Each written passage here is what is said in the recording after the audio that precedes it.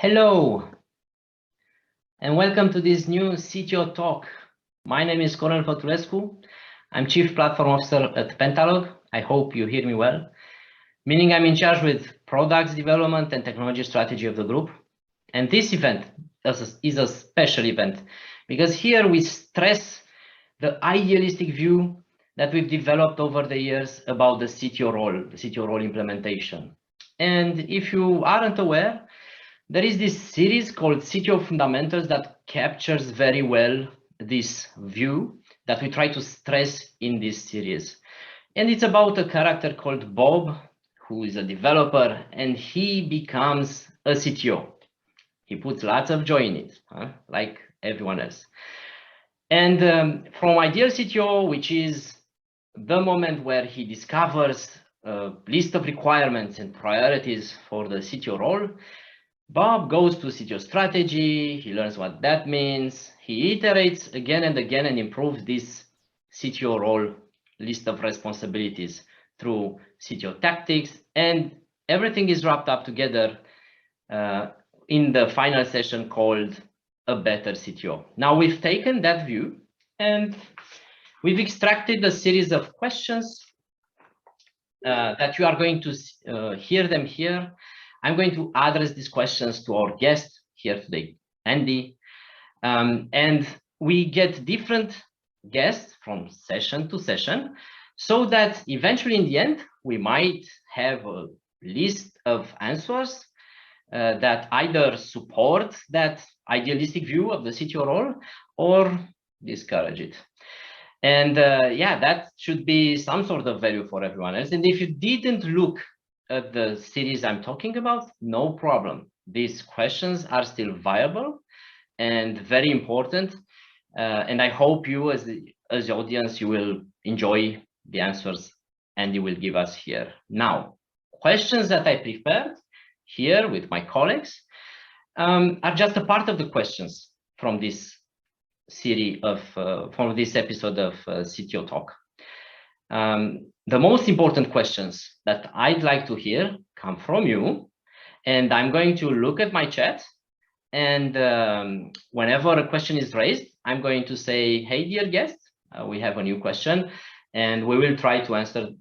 Andy here today will try to answer to that question so that you get your answers. That being said, Andy, please join us, open your camera, say a few words about yourself and about CTO Craft and what makes it such a great community. Hello, Cornel. Good to be here. Should I say salut prietene? I don't know if I got that right. I was trying to say hello, my friend, in Romanian, but never mind. I'll try again next time. But no, it's really good to be here. Good to be here. So I'll say a little bit about myself. So I'm a CTO by background. So I was the CTO for a number of startups and charities in the UK, and then chose to refocus my career on helping CTOs essentially. So basically became a coach and a mentor to CTOs in the interest of helping some of the startups that I was working with stand a better chance of succeeding, but also to help the individuals avoid things like burnout and, you know, getting into situations where they didn't have the resources they needed to succeed. And now I run CTO Craft, which is a mentoring community for CTOs, and it's about 8,000 people altogether, from engineering director all the way up to CTO level, basically. And it's designed to give people a support structure as a CTO that they might not have had otherwise. And that's what CTO Craft is, basically. With leaders in technology. Yes, that's right. Yeah, senior level leaders specifically. Great, great. Remember, guys, your questions, yeah, all good. No question until now. So I'm going to start with the first question. Ready? Go for it. Okay. So everyone seems to have a different idea about the CTO role. Mm-hmm. Now, what's your definition or favorite definition of CTO role? So I guess the only common factor across all CTO level roles is that they are the apex technologist. They're the top technologist in the company. But what the role actually involves is very different depending on company stage, funding stage, team size, industry, etc., etc., etc. So many different factors, basically. If you're leading a team of 5 developers, chances are you're still very technical, you're still very involved in building stuff. But if you're a team of 300 developers, you're probably so far abstracted from actual development and more focused on strategy and team building and culture and commercial aspects that you wouldn't really fit into a startup CTO mold. But I'd say there are probably 4 or 5 different profiles that fit to funding stage and team size. And then, as I say, different industries require different expertise. So deep tech requires very different expertise from a CTO from an e-commerce startup, for example. But yeah, there's a spectrum, but you're usually able to fit it into one of these funding stage or team size kind of categories. Okay. And with the people you work with in the community, do you feel they have a particular definition, something that's worth mentioning and which is not part of what you said? No, generally speaking, so I'd say probably 90% of the people who are in the community are ex-developers. So they've come up through being an engineer, they've been a junior or a graduate, and then they've built skills, they've developed some experience, they've gained some scars, etc., etc., etc., and then they've become management by being the best technologist within their company. So I'd say that's probably the majority of people. And then we do have some people who are more on the delivery side or project management, who've taken on technology leadership roles. Yeah, that's probably the pattern I see the most. Okay. And the story of a CTO comes from strategic, very business-centric kind of flavor. Now we kind of assign this role to a more broader spectrum of people. And one of the main responsibilities that originally the CTO had was to be a translator, because it came from research, and the research was not correlated with business strategy. And they say, hey, we need to somehow make research more relevant to the business. So we are going to put this CTO role. This is how it originally emerged as a title. And so that the research and the tech R&D becomes more relevant for the business and somehow correlates with the business.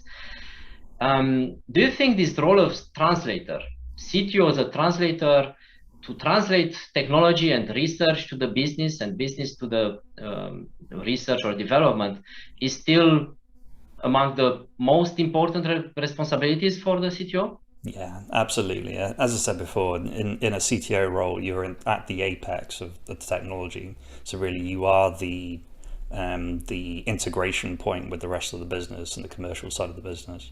And translator is actually language that we use quite often when we're coaching people and creating our content and events, because that's essentially what you need to be. It's very common where you see some kind of dysfunction or misalignment or silos that the CTO isn't acting in that translation function. So they're not adequately aligning what's built in technology with what's being planned and sold and so on and so forth. So yeah, definitely. So we have here someone, Mark, who's writing in the chat and talking about inside or outside. Like, do CTOs in the community you work with are more customer facing or outwards centric or inwards? I think, again, it depends on the size of the company and the stage they're at.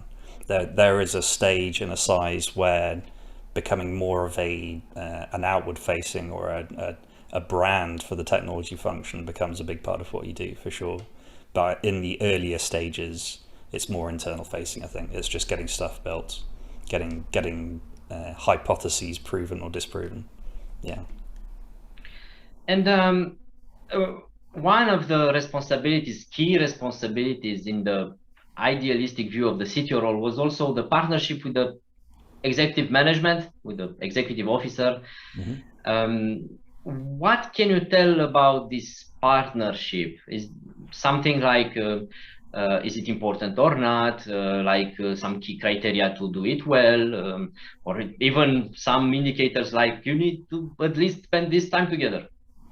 Yeah, absolutely. One of the biggest epiphanies I had in my first CTO role was that if I spent as much time with the heads of the other departments as I did with the heads that I had within my team, so the people underneath me, I would stand a much better chance of making sure we were all on the same page, not disappointing people, and aligning on expectations and that kind of thing. So I think, yeah, the CTO role is a commercial role as well as a technology role. So, being aware of what happens commercially within your business, which means marketing, sales, finance, operations, all these things, you have to have a clear view of what all those things are doing in your company in order to know you're building the right stuff and prioritizing correctly. And you've said already the CTO was a developer, or at least a good part of the power of the developer comes from being the expert of in that technology field. And I was wondering while hearing you that there are different business development stages, of course, and at one point in time, this CTO as an expert in technology can't work anymore. You cannot scale it. We know a process becomes from empirical, more descriptive as it gets, and not going, but you jump into series of different topics. In a sense, the reasonable question that we can ask is, it seems like organizations start to adapt and evolve much faster than their employees, in a sense. And in this particular, like the CTO, is she the person who is learning faster than the company, or what can you tell about this? I think it's going to be a similar answer. It's dependent on the stage of the company. I think at the very earliest stages, you want to be innovating at the same kind of speed as the rest of the company. When you get to a certain point, you've found market fit, or you've reached some kind of rhythm, you kind of want to be more focused on 6, 12, 24 months in the future. So you need to be a little bit more innovative and strategic and so on and so forth. So but is that the same person? Sorry for interrupting. Is that the same person? Is the same person? I think so, although fitting into one CTO kind of pattern doesn't necessarily mean you'll be good at another CTO pattern. So I'd say if one person is going to be the same CTO throughout the lifetime of the company, which is very unlikely, right? It's very rare that you'll be CTO forever in the same company. It's a whole new set of skills, and that's why personal development and learning how to brand yourself and your company and learning how to innovate and so on is so important when you first step into a CTO type role, even if you're not having to do it right then, because it's very difficult for individual contributors to make that leap quite often. I took also some notes about CTO forever and lots of stuff. I'm going to get back to that. It seems we have some questions from the audience already, which is good. And one of it is, speaking of getting something built in early stages, I was hoping to ask, what are some strategies to seek out and vet a CTO that is a good fit? I'm here actually because I'm looking for a technical co-founder and to see if there is a good time to share in 30 seconds. Maybe we can chat about the initiative afterwards, but can you say something about the good fit? Yeah, I mean, in the very earliest stages of a company, it has to be a personality fit, right? It's got to be someone that you can work with, but also argue with. It's got to be somebody that you're comfortable falling out with without the whole company disappearing. So that's first and foremost. And then it's got to be somebody who's very delivery focused. not necessarily somebody who's going to spend 6 months planning for the system that will still be live in 15 years. It's got to be someone who can execute quickly and deliver stuff. Those are the two main criteria for me. Got to be someone you can work with.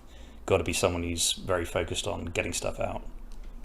So lots of personality, positioning, attitude in what you said, huh? Yeah, absolutely. I'll get back to that because it seems there's, but already Chris says great advice. So nice to see that. Another question from James. What top 3 skills did you have to learn to go to a CTO position from a lead position? Wow. So I personally, I took a CTO position before really getting experience as a lead. And I think that's actually possibly quite true for a lot of people who come up in early stage startups. 95%.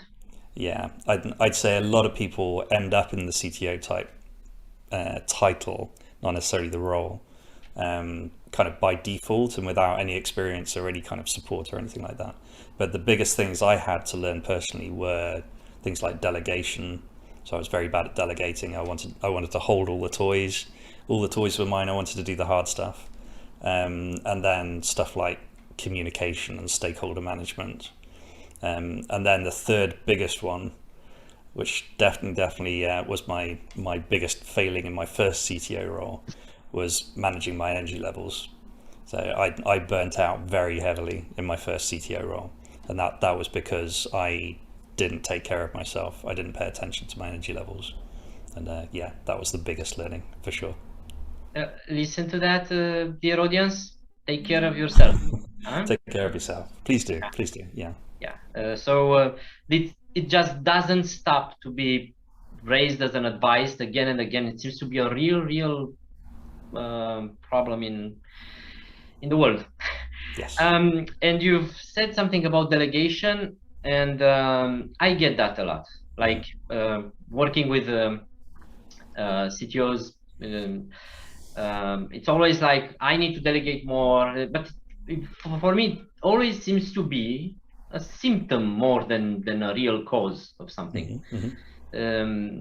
So I shouldn't be necessarily my answer, but how do you comment this?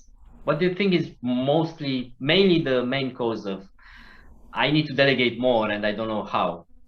Yeah, I think it's actually tightly related to the third of my points there, in that you have to delegate, otherwise you start running out of resources to meet the demands of the role. You start to burn out, you start to lose energy levels and so on. So yeah, I'd There's agree. no other way. There's no other way. There's no other way unless you want to greatly reduce what the company does. And typically startups don't want to reduce the amount of stuff that they do. So yeah, you have to know how and what to delegate in order to be able to survive and in order for the company to be able to grow. And getting back to the partnership with the executive officer, can you say something about the amount of time a CTO should at least spend with the executive management? Should that be a minimum, like several hours in a month, or should it be like hours in a week, or should... I don't know if there's a specific amount of time that you should spend with them. It's however much time is needed to make sure that you're all aligned, all on the same page. A rough recommendation, something that seems safe. Yeah. Like it looks good if you are spending around this. Yeah, so let's see. So at one of my startups, I was spending half an hour every week with each of the department heads. In some cases that was overkill, in some cases it wasn't enough. So you kind of have to try it and then iterate to find out what's really needed. So that would be how many were there? 5, 6? Yeah, seven. So that's at least it could book a day with breaks and everything. Yeah, probably half a day a week. Yeah. Yeah, and with the executive officer in particular. Probably an hour a week. Yeah, I would aim for that. Possibly not in one hour chunk, but certainly it would probably add up to that.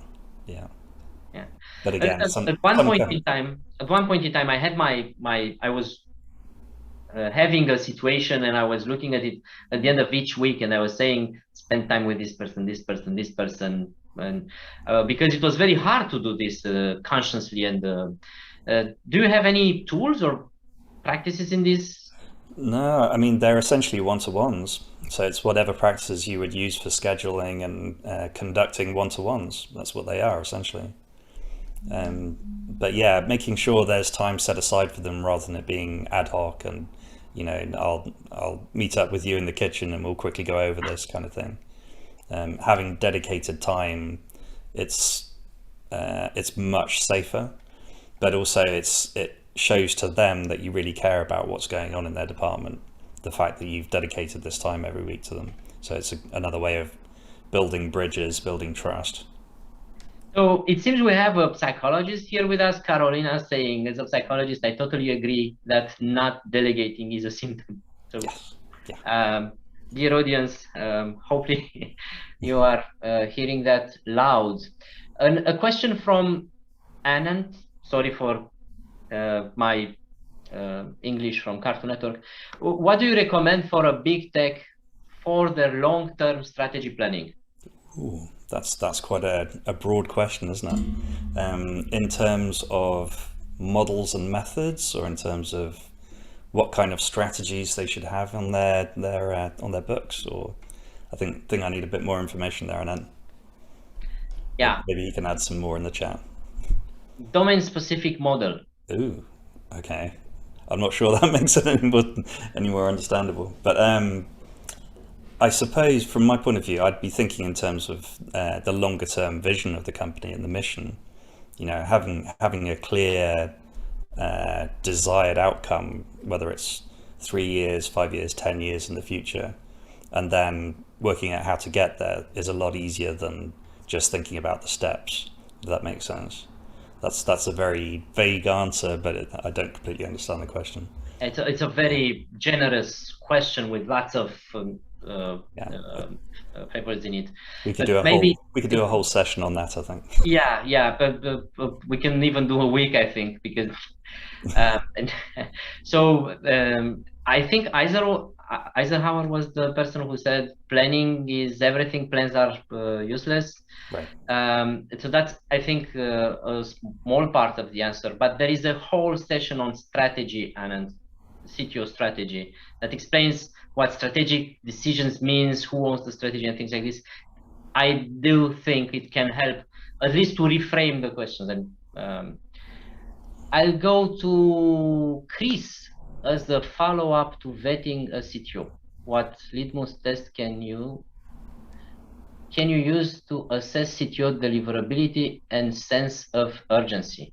I have had issues in the past with my first successful startup when asking about such things as non-technical person, an ER doctor, general approach language like agile, sprints, and milestones fall short. Interesting. So I get the sense that they were not delivering as fast as you would like, Chris. I don't know necessarily what that means. They were not delivering fast enough to sustain the success of the company, because those are two subtly different things, right? But I suppose having somebody who has at least some kind of commercial sense or some kind of business sense in your first CTO role or first, lead engineer or whatever it is pretty important, because you can then talk to them about the importance of burn rate and runway and that kind of thing, and how much space they actually have to reach some kind of market fit. So if they are not capable of understanding that if you take longer than 12 weeks to build an MVP, the company actually disappears because you run out of money. If they can't understand that, then typically that's not somebody you want building your first version. But yeah, sorry, go for it. Yeah, but and I'm aligned with you, Andy. But I think also it matters to know that we've talked about partnership with the executive management, and it's in both ways. So it should be also reasonable, because there are so many things we ask these CTOs, and Andy just said, most of them are developers. They are trained in something, and we ask them to know EBITDA, growth, revenue, everything, e-business, e-commerce, marketing, product marketing, everything they should know. And I believe they should learn. It's an organization, a learning organization, but not just the CTO, because if only the CTO is learning, it's very hard. The success is hard to achieve. Everyone needs to find balance and learn from each other, including things like some sort of vocabulary, like a sprint, because that can make a difference if you are a small team. If understanding how things work at a broader level can also help. Yeah, absolutely. Yeah. Another part of the CTO's role is to be transparent around how things actually work in the technology team. So yeah, again, translating. Yeah, translating.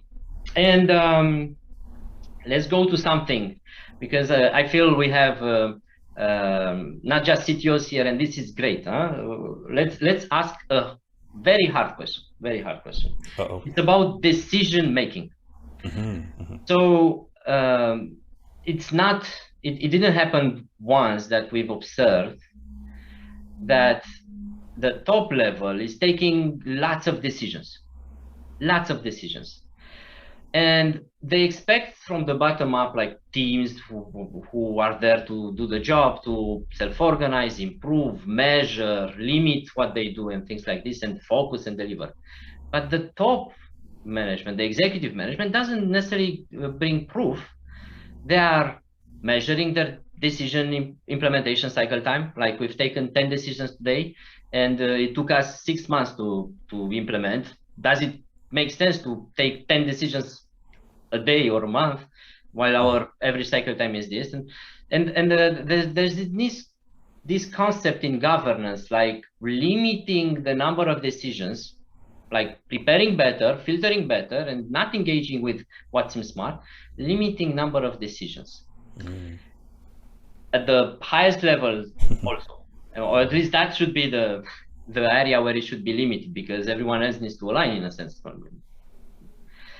So Andy, what do you observe in your organizations? What can you tell about this? And does it seem strange? Yeah, very strange to me. Very strange. It's about as unagile as you can imagine, trying to increase productivity by reducing the number of decisions to make. I think the obvious answer is to make it safe to make the wrong decision, and then not worry about the speed at which you're making decisions. You know, having easy ways of rolling back if you do make the wrong decision, changing the types of decision, etc., etc. That's a much safer and probably a nicer culture to work in as well. But definitely, you still see in a lot of startups, especially where they're founded by people who don't have experience in the tech industry or exposure to agile type stuff, they still have very much a kind of top-down command and control. All the decisions are at the top. Everyone else has to kind of implement the decisions, and that's quite unhealthy as well. That doesn't tend to work very well. Yeah. This is mostly what I was talking about, because not doing something is still a decision. So not that those kind of decisions, but decisions like asking others to do more and more. So adding, we need to do this more, we need to do that more, we need to engage with this, we need to build this partnership, we need this, like more. This kind of decisions. Yeah, I suppose those kind of decisions you do want to limit to a point. But I suppose in those companies where they are continually making new decisions or coming up with new ideas and initiatives, they kind of need to put in place some mechanism for focusing.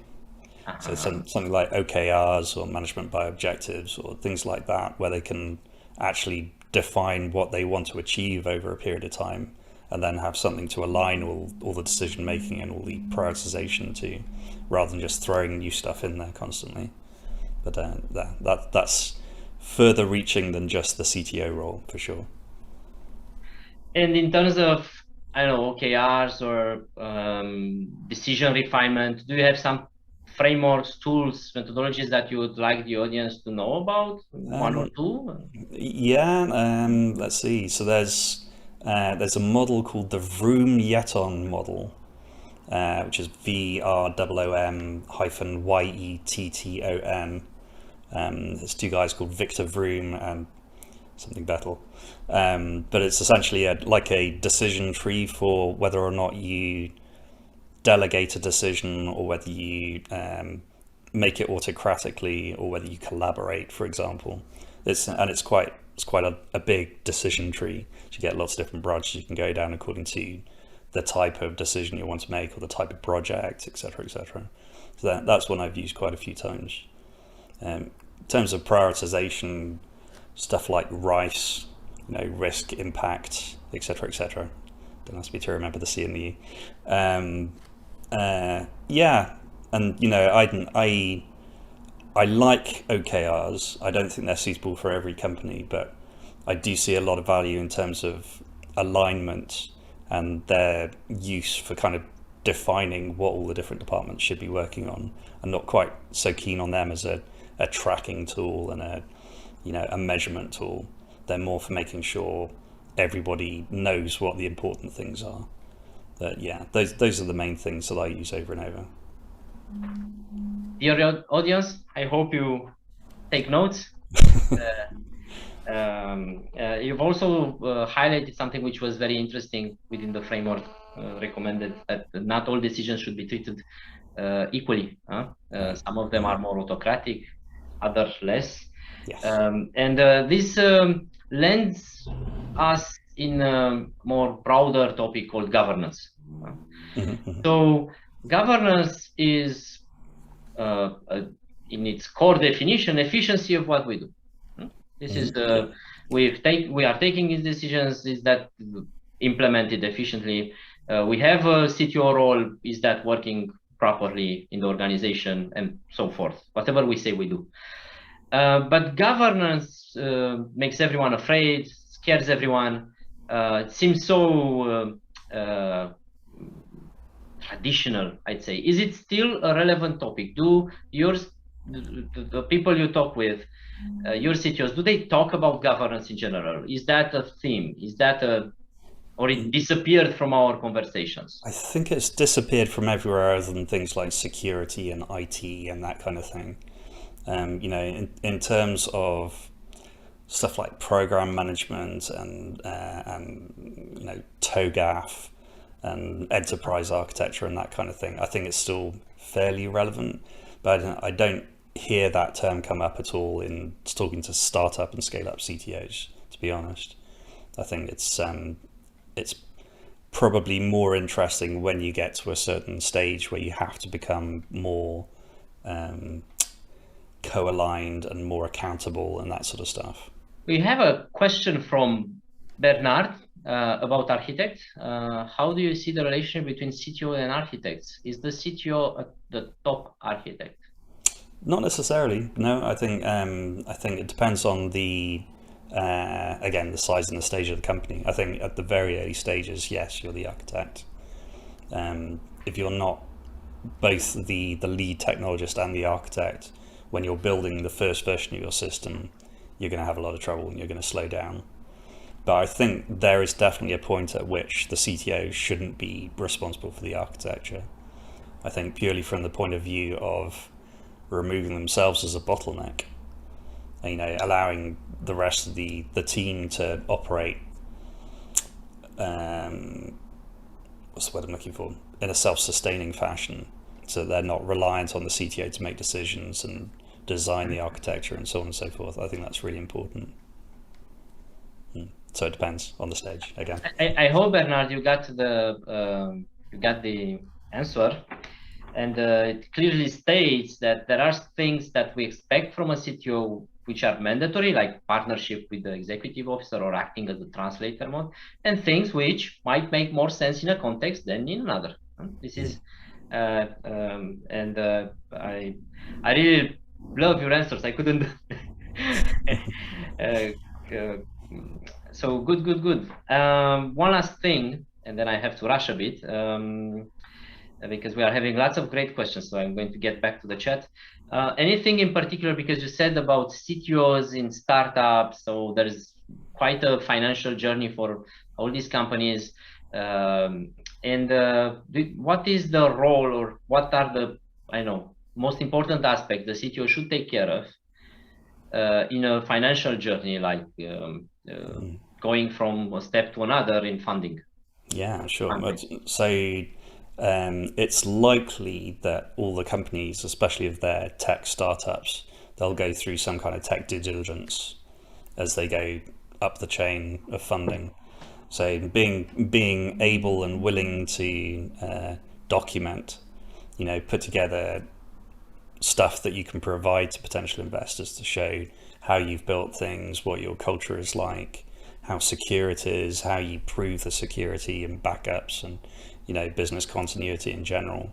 Having the ability to pull all that together for interrogation is kind of important. But also, I think making the business more appealing to investors as well is important. Having a good employer brand so that you're at least on the surface appearing to be more attractive to good development talent to come to is important. So, you can make the engineer experience at your company appear amazing, and that makes you appear amazing to investors because they believe it'll be easier to build quality, talented teams, etc., etc. So yeah, there's a big part to play for technology and the CTO and funding for sure. Yeah. Andy, I cannot go to the next question without asking you something. Okay. So I've been involved with technical due diligence a lot. Mm-hmm. And of course, when it was at early stages, very early stages, you don't really do a deep technical due diligence. You do an audit, you ask questions, things like this, and you get the signal, and that's it. Mm-hmm. The risk is higher, everyone accepts that. But at one point in time, and it's not that far in the journey of the company, when you do an audit, you look at things like total cost of ownership. Mm-hmm, mm-hmm. And systematically, this is something that shocks the CTOs. Like it was not part of their decision making. Mm-hmm. And why do you think so? Well, is it fine? Do you think it's something that everyone should accept and that's it, or is something that CTOs should improve? Or I think it's definitely an area of knowledge that CTOs should improve. So at some point as a CTO, you will become responsible for the budget and for the financial side of the technology within the business. And in the earliest stages, and probably up to Series A, maybe even Series B, you probably don't get too involved in that. You may have a budget, but it's created by the financial team, or worst case scenario, it's created by the founder. But typically, because you don't get that exposure to it and that responsibility for it, it can come as a bit of a shock when you suddenly see, okay, right, we're going to have to explain why we're spending this on AWS and why AWS and not GCP, and et cetera, and where's my CapEx, where's my OpEx. But it's an important set of skills to learn. It's just about knowing what stage it's useful to learn them. So I think Andy's answer should inspire at least some of you. I see a question from Carolina. Behavioral changes for CTOs. What are the biggest behavioral changes? So I think Carolina was the psychologist. Right. So I'll be careful. Are there any bad habits you have identified? Yeah, I don't know. I suppose the biggest thing when you're coming out of an individual contributor role, or you're starting to come out of an individual contributor role and moving into a management role, it's quite common to underestimate how much people stuff there is, and how to communicate with people, how to motivate people. You just assume that they are another set of machines. There's a massive generalization. Not all developers are like this, so very sorry to all the developers out there. But it's quite common that you will at least underestimate how much empathy and soft skills and so on and so forth you'll have to learn. but it's not everyone. It's not 100% of everyone. Yeah. So I'm going to get to another. See another question in the chat. As a CTO, do you have some tools to align tech teams' objectives? I think you've kind of. Yeah, I suppose OKRs would be where I'd start with that. Yeah. Let me go to what I call a section of 360 degrees questions. Technology strategy is business strategy, and the other way around. How much do you agree with that? 100%. You know, 100%. especially if you're in an organization that is built around technology, then 100% it is the truth. You know, if the business can't succeed without the technology succeeding, then there's no business. And how much or what does a CTO mean when they say, I have my technology strategy? Well, I suppose an engineering or a technology strategy might include things that make it easier to build in the future, or make it easier to support and maintain in the future, that may not be immediately valuable to, you know, revenue and so on creation. But essentially it's stuff that they know will be necessary to increase the chances of the business success in the future. But it is still relevant to business success. You know, if you have developers leaving because they don't like working on the code base, or if you have trouble hiring coders because they don't exist for the language that you've chosen anymore, or whatever else, then those are business issues, those are financial issues. Not being able to build and innovate at the right speed for the business that you're in is a business strategy challenge. So yeah, for sure, they're intertwined. And you kind of you've nailed it once in saying CTO forever in the company, like starting from the assumption that you are not going to be CTO forever in a company. I think we can link everything what you said here. There is something in, at least in CTO fundamentals, Bob's journey, who's discovering that he doesn't have a list of things that he's going to leave as legacy. And he says, time is passing and I'm not leaving anything behind. In a sense, having a strategy or at least an approach of there is a direction and you move better towards that direction seems interesting. But what can you say about having a list of things that you will leave a legacy as a CTO, and start from the assumption that it's not a finite game, it will not end with you, but an infinite game, as Simon Sinek says, we are playing at an infinite game, the company will continue its development without you. So what do you advise here? What do you recommend? Well, I think the obvious bit of legacy that he's leaving is a business still there to join as a new CTO. You know, as I said before, if the technology fails or is failing, there might not be a business to join in the first place. So, you know, don't discount that. But I think other than that, documentation, decent strategy, a nice culture within the engineering team so people actually want to stay. People actually actively search you out to join your company. You know, these are all positive things that you can leave as you're leaving. But realistically, if you're leaving and you haven't delivered any valuable technology to assist the business in succeeding, then you failed as a technologist. But yeah, I'd say that's the number one thing. So we should, in a sense, have some idea of what we are going to leave behind. Cultural aspects, organizational technology, and all this. Yeah, absolutely. But I don't think I'd necessarily frame them as things that I want to leave behind. If I were in Bob's position, I'd be thinking these are things that are right for the company right now, regardless of whether or not I'm leaving or I will leave eventually. They're just good things to be focused on. I hope everyone is listening carefully what Andy is saying. Can you say something about responsibilities altogether? Like many CTOs are acting also as security officer, privacy officer. Any particular advice? Should they quit? should they? What can you say about it? I think it works until it doesn't. You know, in the earlier stages of the company, you are wearing a lot of hats, right? So chances are you probably are going to be security, privacy, you know, potentially even DevOps and DBA and product owner and all the other stuff. But it shouldn't be stuff you hang on to, I don't think.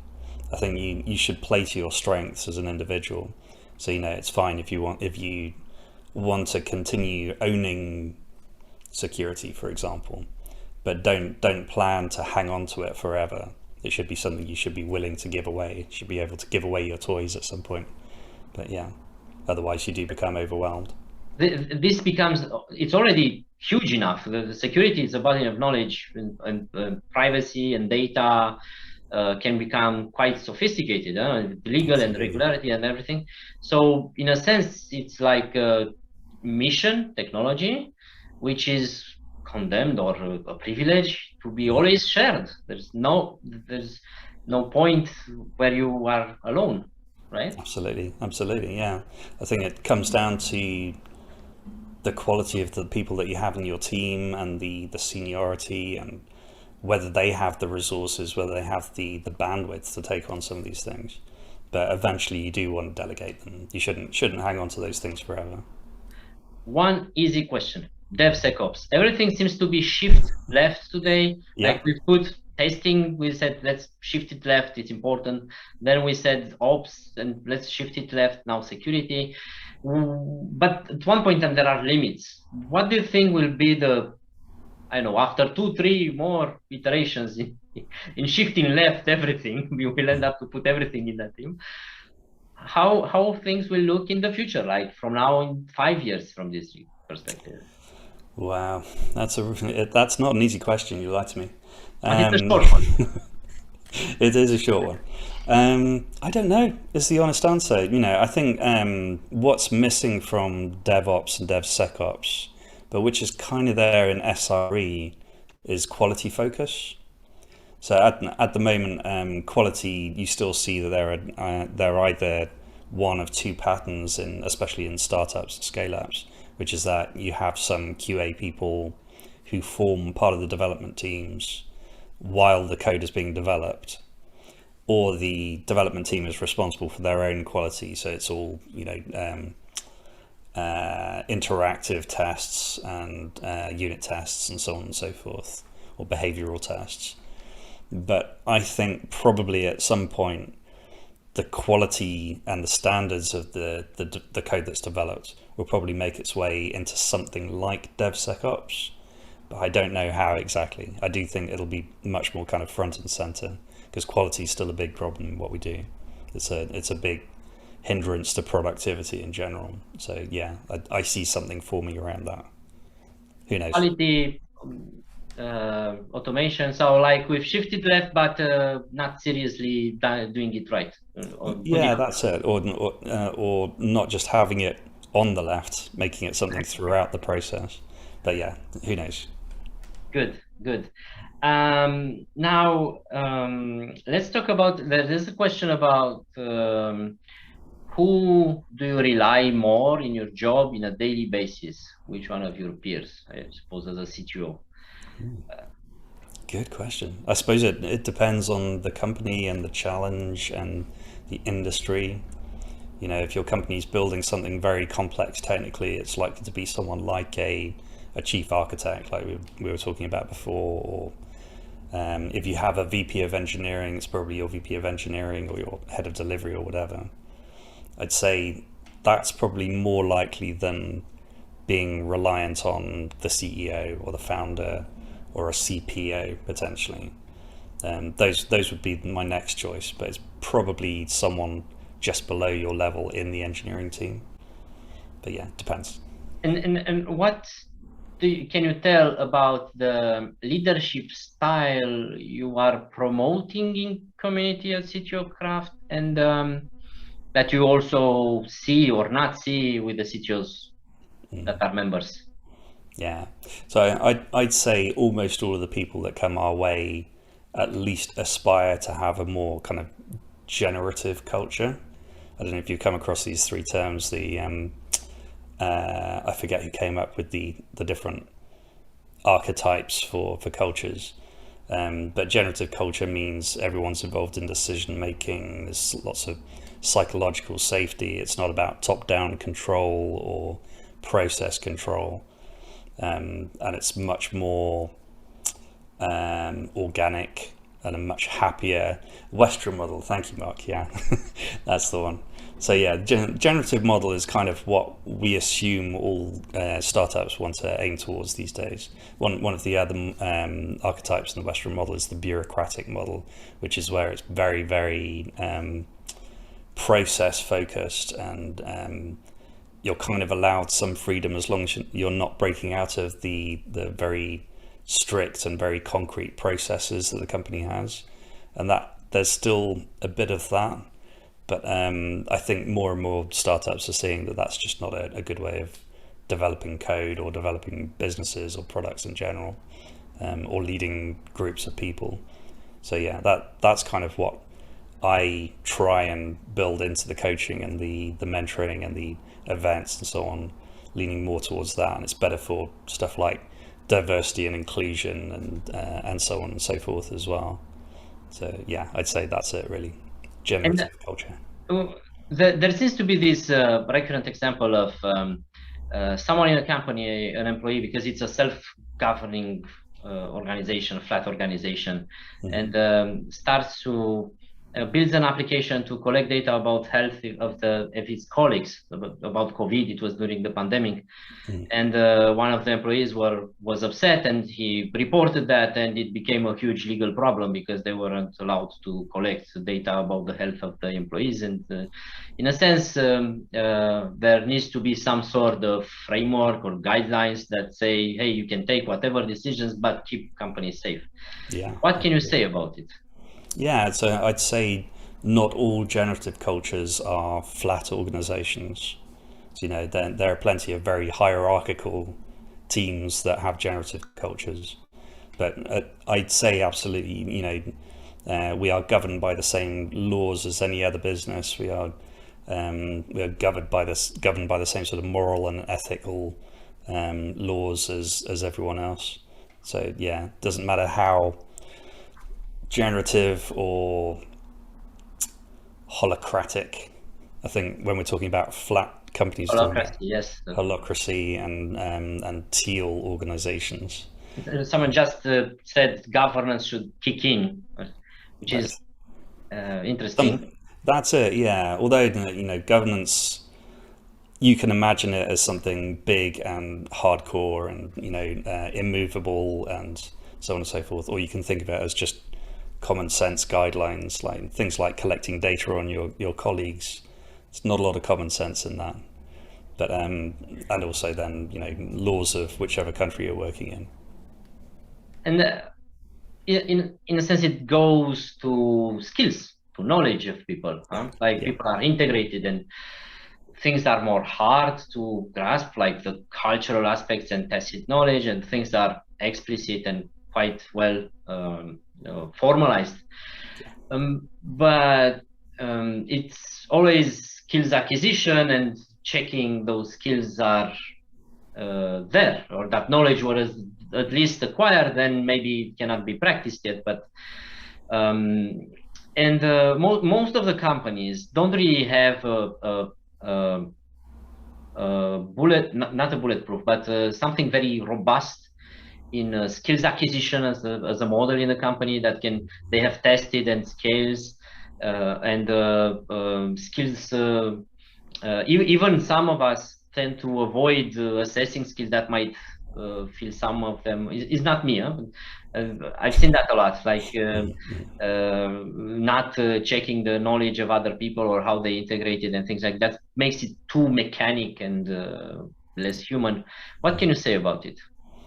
Yeah, I mean, every company, regardless of the size, should have some kind of professional development plan, right? And part of that should be understanding what skills your team has and then being able to create a plan for them. Shouldn't necessarily be one size fits all kind of, right, we'll get plural site for everyone, that solves all our problems kind of thing. It should be individualized, and it should be relevant to where you see the biggest skills shortage, or the plans and the projects and the strategies you have coming up that need new skills to be brought into the company. But yeah, it's very important. It seems like we have rules, we have policies, these are defined in the structure, videos, whatever, doesn't matter. We try to transfer them, we need to measure that. Isn't like everyone is becoming an expert, should have a core capability like learning in the company and consolidating that? Isn't like everyone is building this? It seems we are doing the same thing, everyone is doing the same thing, right? Yeah, I think they should absolutely be open to learning. You shouldn't be joining a company that is evolving and hasn't yet reached its final destination if you don't want to learn something, because you do have to learn to keep growing. Yeah, I don't know if that answers your question. A bit, but I know we are in the skills area, and we didn't discuss about recruitment and hiring, which is also a very important topic for CTOs. And I know you are preparing something in hiring the conference. What can you tell about it? Yeah, indeed. Yes, we have a one-day conference coming up on May the 31st, which is all going to be focused on the hiring arc. So for everything from sourcing and pipeline and employer branding all the way down to making an offer and having an offer accepted. So the idea is that if you come to it, you'll end up with a set of actionable insights from people who do this a lot into how to actually place people, because everyone's struggling at the moment. It's very, very hard to stay competitive. So yeah, that's that. And it's free. It's free to join. So dear audience, yes, I didn't ask lots of questions about hiring, skills, things like this, but there are other events where you could attend. I'd love to do more, like 2-3 hours, but I think it's very difficult for us to spend so much time in such sessions, and we need to time box it to 1 hour. And I don't want Andy to promise me that we are going to do it again in 12 months to see how things evolved on his side, so what he learned. But Andy, maybe that will happen. Of course. Be happy to. And before closing this session, I already see that there is a form with please, dear audience, if you can answer to it. It will help us improve. We know there's nothing to be improved. Everything is perfect. Andy, I really enjoyed your answers, and I think there is so much power in what you've said, and some insights are quite sensitive, I think, and I hope that your advice reaches as many CTOs as possible. Thank you. Thank you. And if there is one thing, the last thing that you want the audience to leave with, a final message, note, mantra, whatever you think is the most valuable for them, what is that before closing the session? Yeah. Don't try to do it all on your own. There is real value in having a community, whether it's CTO Craft or some other group of people in your area or so on and so forth who do a similar role. I think it's massively valuable to have access to a group of people that you can communicate with, because when you're in the top level technology role in your company, typically there aren't that many people you can talk to about the kind of challenges you have. You may have HR or people like that who you can talk to about people related and that kind of stuff, but not specifically leading technologists and leading the development of technical products. So having a community, having a group of people, I think is very important. It made a massive difference to me when I was in my first CTO role. So yeah, for sure. Great thought, Andy. Community, let's share this burden and privilege. Yes. I always remember when we had this, we always have great people at CTO Talk, and one of them said, it's a privilege to be a CTO. Yes, and agreed. Thank you, everyone. Dear audience, sorry for having to leave you. See you next time. Bye. Thank you. You. Bye.